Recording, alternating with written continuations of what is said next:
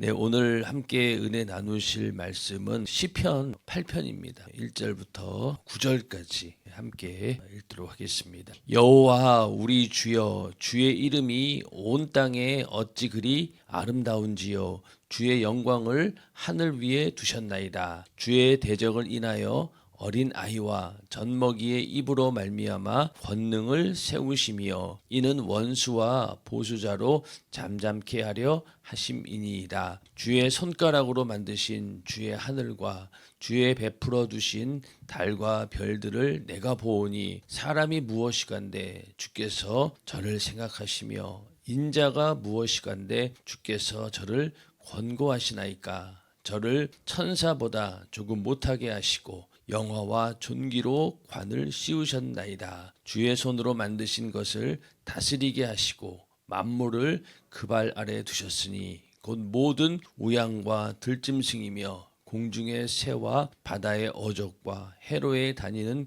것이니이다. 여호와 우리 주여, 주의 이름이 온 땅에 어찌 그리 아름다운지요. 아멘. 네, 오늘은 시편 8편 1절부터 9절 말씀을 중심으로 창조주 하나님의 권능을 찬양함이란 제목으로 함께 은혜를 나누고자 합니다. 오늘 이 시편 요 8편에 있는 말씀은 하나님께서 천지를 창조하시고 그 창조에 대한 그 기사가 이제 창세기 1장에 나오죠. 그 하나님의 천지 창조를 이루신 그 창세기 1장에 대한 인간들의 화답하는 그런 시다, 이렇게 말씀을 드릴 수가 있습니다. 그리고 오늘 8편도 다윗이 지은 것으로 되어 있습니다. 그래서 다윗이 언제 이런 시를 썼을까? 아마 왕으로서 있을 때가 아니라 그가 목동 시절에 밤하늘의 달과 별을 바라보면서 하나님이 주신 영감을 얻어서 쓴 시로 추정이 됩니다. 목동이다 보니까 자연에서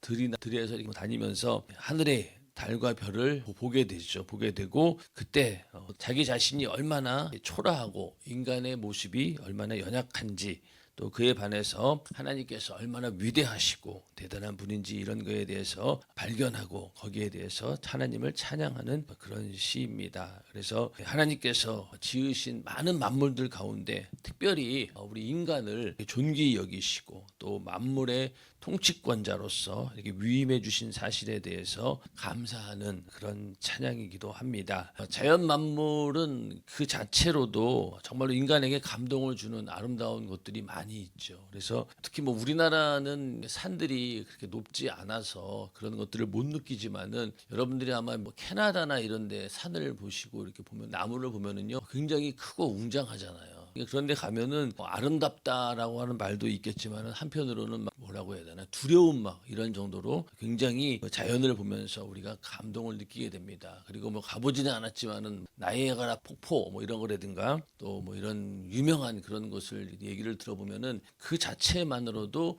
입이 쩍쩍 벌어질 정도로 야 이게 대단하다 그러면서 이 자연 자체가 어떤 감동을 주는 그런 요소들이 있습니다. 그러다 보니 뭐 예수 믿지 않는 또 하나님을 인정하지 않는 불신자들 입장에서는 이런 것들이 전부 다 우연히 생긴 것이다.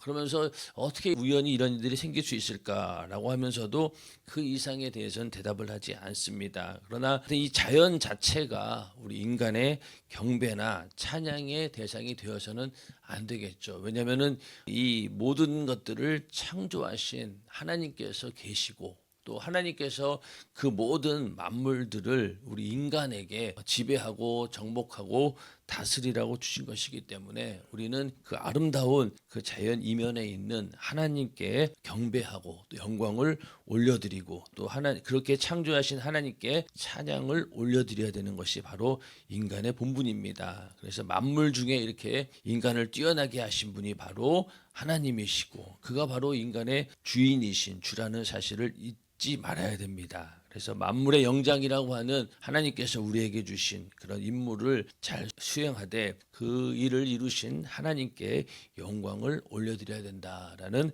그런 내용이 오늘 말씀 가운데 있습니다. 그래서 이 다윗은 하나님을 여호와 우리 주여 이렇게 고백하면서 주의 이름이 온 땅에 어찌 그리 아름다운지요 이렇게 말하고 있는데 이 이름이라고 하는 것은 인격과 성품을 반영하는 것을 말합니다. 그래서 주의 이름이 온 땅에 어찌 그리 다운지요라고 했다는 것은 이 모든 이 만물들을 통해서 이 피조물 속에 하나님의 그 아름다운 성품을 우리가 발견할 수 있다 이렇게 고백을 하고 있습니다. 그래서 이 땅에 있는 모든 만물들이 우리가 들을 수 없고 볼 수는 없지만은 모든 만물들이 다 하나님을 찬양하고 있다고 합니다.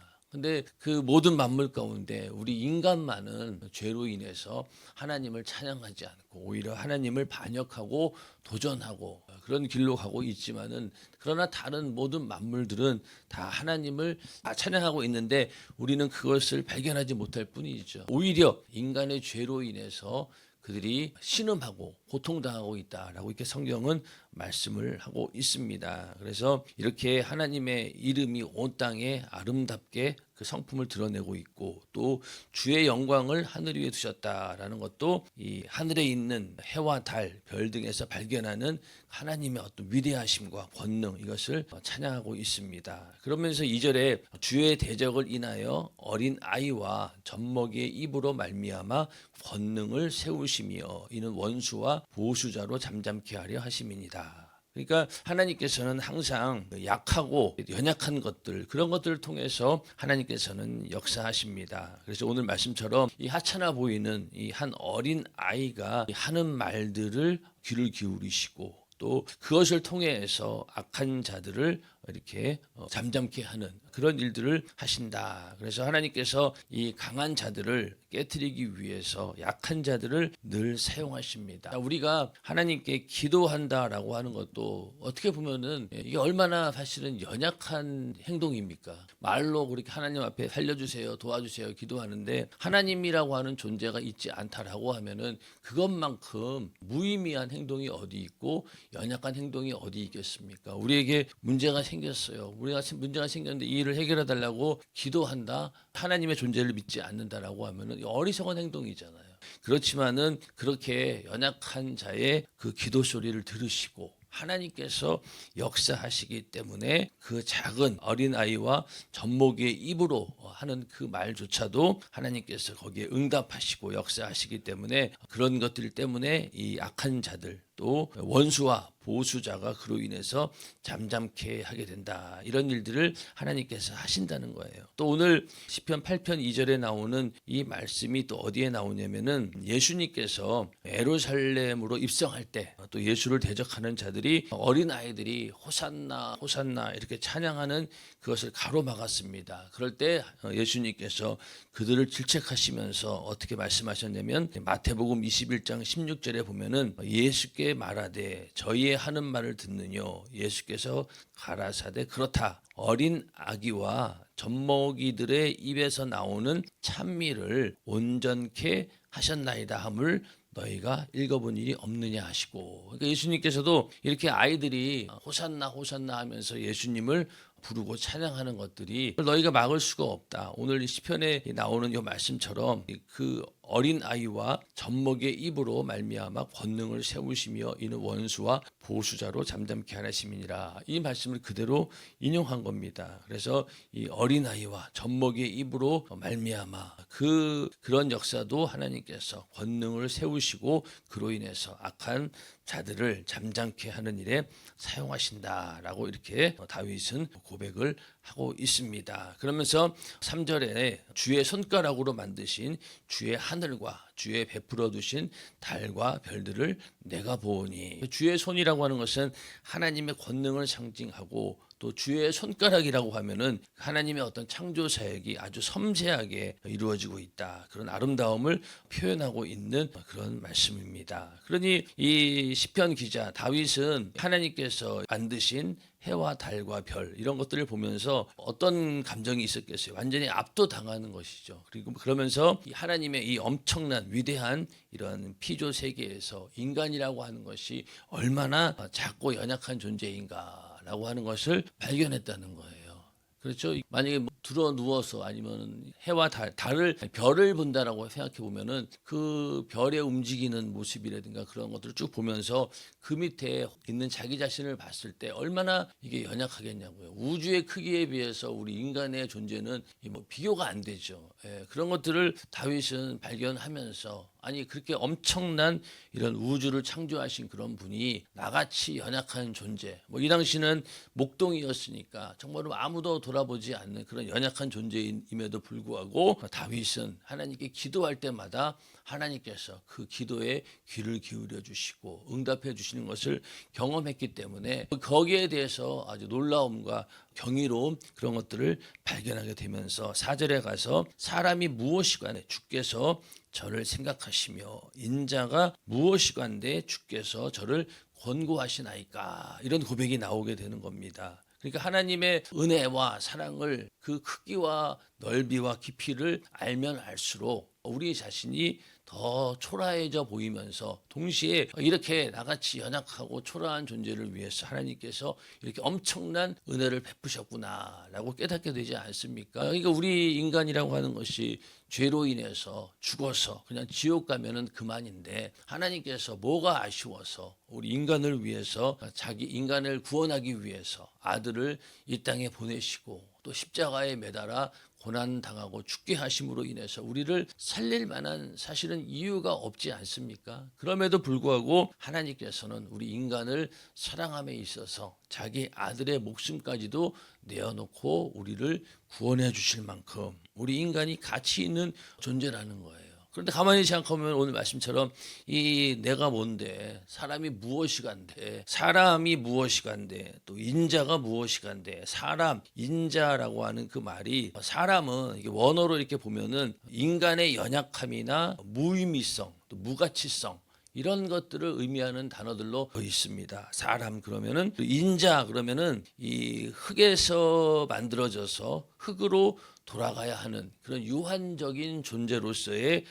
그 인간, 그 인자라고 합니다. 그러니까 이 사람과 인자라고 하는 말은 전부 다 인간의 무가치성, 또 인간의 존재가 유한하다라고 하는 것을 다 의미하고 있는 내용이기 때문에 인간의 나약함, 그것을 말씀을 하고 있습니다. 그런데 이렇게 나약하고 연약하고 제한적인 그런 인간을 하나님께서 어떻게 하셨다는 거예요? 주께서 저를 생각하시고 또 주께서 저를 권고하셨다, 이렇게 말씀을 하고 있죠. 하나님께서 생각하신다라고 하는 것은요, 기억하고 또 마음에 둔다라고 하는 그런 의미고, 권고하신다라고 하는 말은 하나님께서 돌보시고 또 방문하신다, 보살피신다, 그런 의미들이 다 포함이 되어 있다는 겁니다. 그래서 이렇게 정말로 가치 없고 무의미한 그런 존재에 불과한 인간을 하나님께서 이렇게 생각하시고 권고하시다 보니까 이 인간의 존재가 달라진 거예요. 완전히 달라진 거죠. 하나님께서 흙으로 인간을 만드셨을 때까지만 해도 다른 피조물들과 다를 바가 없지 않겠습니까? 다른 피조물들도 다 흙에서 나온 것들이니까. 그런데 인간도 마찬가지로 흙으로 빚어가지고 아마 그렇게 해서 내비뒀다라고 하면은 그냥 다른 동물과 다르지 않았을 거예요. 그런데 거기에다가 하나님의 생기를 불어넣으시면서 생명이 되게 하시고 영적인 존재로 만드시는 순간부터 인간의 가치는 다른 어떤 피조물과는 비교할 수 없을 만큼 높아지게 된 것이죠. 그러고 나서 하나님께서 모든 만물을 인간들에게 주면서 이것을 다스리라, 이렇게 명령하시는 순간 그 권위에 의해서 인간은 모든 만물을 다스리게 되었습니다. 그러니 오늘날에도 인간들이 그 사나운 맹수들도 그냥 회초리 가지고 먹는 거 가지고 다 컨트롤하게 되고 다 그냥 길들여 가지고 사용하고 있지 않습니까? 그런 걸 봤을 때 하나님께서 그만큼 우리 인간을 그 가치를 높이시기 위해서 우리를 생각하시고 또 권고해 주신 그런 결과입니다. 그러면서 5절에 저를 천사보다 조금 못하게 하시고, 이렇게 말씀을 하고 있는데, 또 여기 천사라고 하는 말을 어떤 때 관주에 보면은 이게 하나님 이렇게 써 있더라고요. 하나님보다 못하게 하시고. 그렇죠. 이 천사라고 하면은 히브리 사람들도 하나님과 사람의 어떤 중간적인 존재, 그러니까 이 천사들은 어떻습니까? 우리 인간이 가지고 있지 않는 속성들을 가지고 있습니다. 영적인 존재인데 눈에 보이지 않아요. 그리고 또 시공간을 초월합니다. 그러면서 보이지 않는 영적인 세계를 볼 수 있는 그런 능력을 가진 자들이 또 천사들인 거예요. 그러니까 하나님과 천사, 그러니까 천사는 하나님보다 못할 것이고 또 인간들은 이런 기능적으로 봤을 때 천사들보다 못하게 하나님께서 창조를 하셨습니다. 그러니까 인간은 이렇게 천사들처럼 초자연적인 그런 존재는 아니라는 거예요. 그러니 항상 우리가 악한 마귀와의 싸움에서도 마귀가 타락한 천사이기 때문에 마귀와의 싸움에서 인간이 불리할 수밖에 없는 이유는 원래부터 이렇게 시공간을 초월하지 못하고 영적인 세계를 볼 수 없는 육신을 입고 있다라고 하는 것이 이 싸움에서의 한계이죠. 그러다 보니 우리가 어쩔 수 없이 하나님의 능력과 하나님의 그 도우심이 없이는 절대로 이 전쟁에서 이길 수 없다라고 하는 것도 원래부터 그렇다는 거예요. 그러나 하나님께서 이 천사와 인간과의 관계 속에서 우리가 천사를 판단할 것을 너희가 알지 못하느냐. 고린도전서 6장 3절에 너희가 천사를 판단하는 자다 이렇게 말씀을 하고 있고, 또 히브리서 1장 14절에는 모든 천사들은 부리는 영으로서 구원 얻을 후사들을 위하여 섬기라고 보내심이 아니냐. 그러니까 우리가 오히려 이 천사는 우리가 부리는 영이라는 거예요. 그리고 구원 얻을 후사들을 위해서 그들을 섬기기 위해서 천사들을 보내주셨다라고 하니까 우리가 이렇게 외형적으로 봤을 때는 천사들보다 못하지만은 그러나 하나님께서 부여하신 그 권위로 봤을 때는 우리는 하나님의 자녀이기 때문에 이렇게 천사들을 부리고 판단하는 그런 능력이 있다는 겁니다. 그래서 이 천사보다 조금 못하게 하셨지만은 영화와 존귀로 관을 씌우셨나이다 이렇게 말씀하고 있죠.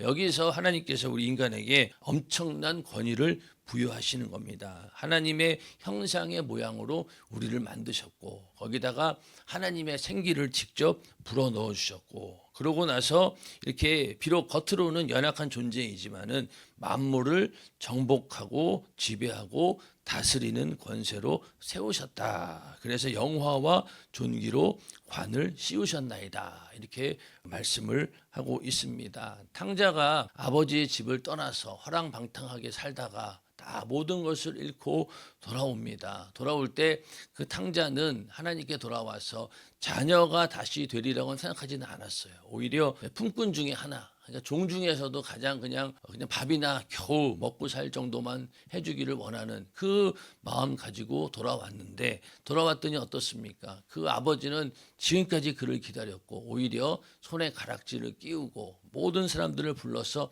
잔치를 베풀면서 지금까지 네가 나의 아들이 아닌 적은 한 번도 없다.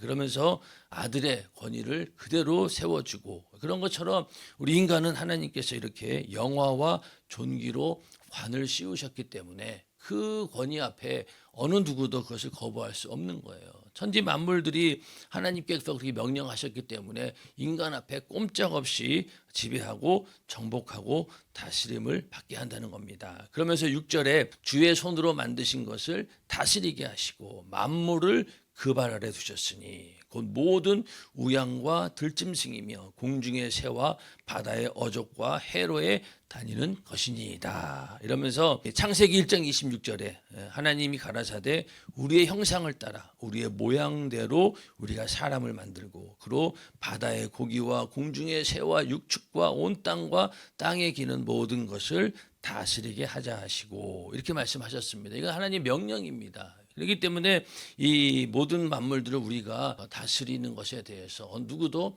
거부할 수 없죠. 근데 요즘에 동물 보호 운동이 지나치다 보니까 어떤 사람들 보니까 뭐 치킨집 앞에 가가지고 막 시위하더라고. 닭 먹으면 안 된다고. 그래서 이건 좀 지나치다. 물론 자연을 우리가 보호해야 되고 해야 되는 건 맞지만은 이건 하나님이 주신 거예요. 지배하고 정복하고 우리가 언제든지 먹을 수 있도록 주신 것이지 그것까지도 우리가 보호해야 된다라고 하면은 이 말씀 자체에 위배되는 겁니다. 그러니까 그런 어떤 자연 보호 운동이 지나치다 보면은요 하나님 말씀에 도전하는 그런 행위가 되는 거죠. 그러니까 우리 인간이 참 보면 어떻게 보면 잔인하죠. 예, 여기 뭐 바다의 고기, 공중의 새, 육축, 온 땅에 기는 모든 것들을 웬만하면 다 먹잖아요. 하나님 먹지 말라 한 것까지도 먹는데 하여튼 다 이렇게 어떻게든 다 지배하고 정복하고 다스려서 집에서 키우던 개도 먹었잖아요 옛날에는. 그렇죠. 개 같은 경우는 개 죽일 때 어떡합니까? 목 매달아 죽이잖아요. 목매어 죽인 것을 먹지 말라라고 했기 때문에 개고기는 사실은 안 먹는 게 맞습니다. 그런데 다른 것들은 그렇지 않잖아요. 닭고기 같은 경우는 얼마나 많이 먹습니까? 그런 것처럼 하나님께서 우리에게 위임하시고 또 하나님께서 우리에게 권한을 부여하셨기 때문에 다 인간들이 마음껏 사용할 수 있다는 겁니다. 그 권세를 우리에게 주신 것이죠. 그러면서 다시 9절에 가서 맨 1절에서 했던 그 말씀처럼 또 여호와 우리 주여 주의 이름이 온 땅에 어찌 그리 아름다운지요. 이렇게 하나님을 찬양하면서 이렇게 마무리를 짓고 있습니다. 사실은 이렇게 시를 가지고 무슨 내용이 있나 이렇게 분석하는 게 사실은 부질없는 짓이에요. 이거는 그냥 시는 그 자체로 우리가 읽고 은혜 받으면 되는 겁니다. 그러나 조금이나마 도움이 되기 위해서 우리가 하나하나 이렇게 알아보는 건데 우리가 그 학교 다닐 때도 국어 공부할 때 이런 거 많이 하죠. 시를 놓고 분석을 합니다. 이 시의 저자는 뭐 어떻고 저자의 의도는 어찌하고 어쩌고 하면서 저도 기억나는 게 막 그 책에다가 빨간 파란 글씨로 막 가득 적어놓고 이 시가 이런 거구나라고 하는데 사실 나중에 생각해 보지만은 야 시는 이렇게 분석하는 것이 아니라 오히려 그 시 가운데서 상상력을 가지고 내가 그 시를 통해서 뭔가 영감을 얻고 그래야 되는 건데 그렇게 공부하다 보니까 한계에 이렇게 갇히기도 합니다. 그러나 이건 하나님 말씀이기 때문에 우리가 이 말씀 가운데 어떤 의미가 있나 우리가 그것을 살펴보았습니다. 우리 인간들이 얼마나 연약합니까? 하나하나 봤을 때는요 너무나 연약합니다. 그런데 하나님께서 계획하신 일들이 있기 때문에 그 일을 수행하고 그 일익을 담당할 수 있도록 하나님께서 우리에게 은혜를 베푸셨다라는 사실을 다윗은 자연 만물을 바라보면서 그것을 알게 되었고 고백하고 있는 그런 모습입니다. 그래서 이 인간의 아까 말씀드린 것처럼 이 무가치성, 이 사람과 인자라고 하는 그런 말 속에서 인간은 정말로 무가치하고 또 유한한 존재임에도 불구하고 하나님께서 우리를 생각하시고 또 권고하셨기 때문에 우리를 완전히 하나님께서 새롭게 해주셨다라는 그런 말씀을 통해서 사람이 무엇이간데 이 말씀 가운데 나같이 이렇게 아무런 하나님의 은혜 받을 만한 이유가 없는 그런 존재를 하나님께서 마음에 두고 기억하고 찾아오셔서 우리의 완전히 인생이 바뀐 것 아닙니까? 예수 믿지 않고 하나님을 모르고 살고 있다가 어느 날 복음을 듣게 되었고 그로 인해서 하나님을 알게 되었고 그런데 그 모든 일들이 내가 하나님을 알고자 해서 한 것이 아니라 하나님께서 우리를 기억하시고 마음에 두고 있다가 우리를 찾아오셔서 그 복음을 듣고 말씀을 듣고 변화되어서 완전히 우리의 인생이 바뀌게 되었습니다. 그런 것들을 봤을 때 하나님의 그 사랑과 은혜라고 하는 것이 정말로 나에게 너무나 과분한 것들이죠. 만약에 가만히 있었으면은 누가 나를 구원해 줄 수 있었겠냐고요. 아무도 나를 돌보아주는 사람은 없죠. 그냥 인생 이렇게 살다가 죽어서 지옥 간다라고 해서 지옥에서 우리가 뭐라고 대꾸할 일이 없잖아요. 핑계할 수 없다라고 했기 때문에. 그러니까 그런데 하나님께서 우리를 마음에 두고 기억하고 권고하심으로 인해서 우리를 구원받게 해주셨는데 먼저는 하나님의 형상의 모양대로 지음받게 해주셔서 이 모든 만물을 다스리고 정복하고 공기도 마시고 물도 먹고 다 누릴 수 있는 그런 하나님의 은혜를 주셨고 더 나아가서 예수 그리스도의 피로 우리가 죄사함 받아서 죄의 문제가 해결이 되고 그로 인해서 하나님의 자녀로 거듭나는 그런 복까지 우리에게 주셨으니 우리가 엄청난 은혜를 받은 자입니다. 다윗이 고백한 이 고백에 우리는 플러스해서 내 영혼이 예수의 피 하나님의 아들의 죽음의 그 은혜로 내가 구원받았다라고 하는 그 부분까지 포함이 된다라고 하면은 다윗의 고백보다는 우리는 훨씬 더 하나님을 찬양해야 되고 하나님께 감사와 영광을 올려줘야 되는 것이 당연한 일이죠. 그래서 이제 우리가 고난 주간을 맞이하고 부활주의를 맞이하면서 예수님의 그 고난과 죽음이 없었다면은 우리 인간이 어떤 모습이었을까? 나는 어떠한 존재로 살았을 것인가? 라는 것을 잘 생각해 보면서 고난 주간 또 부활절 우리 하나님께 최고의 감사와 찬양을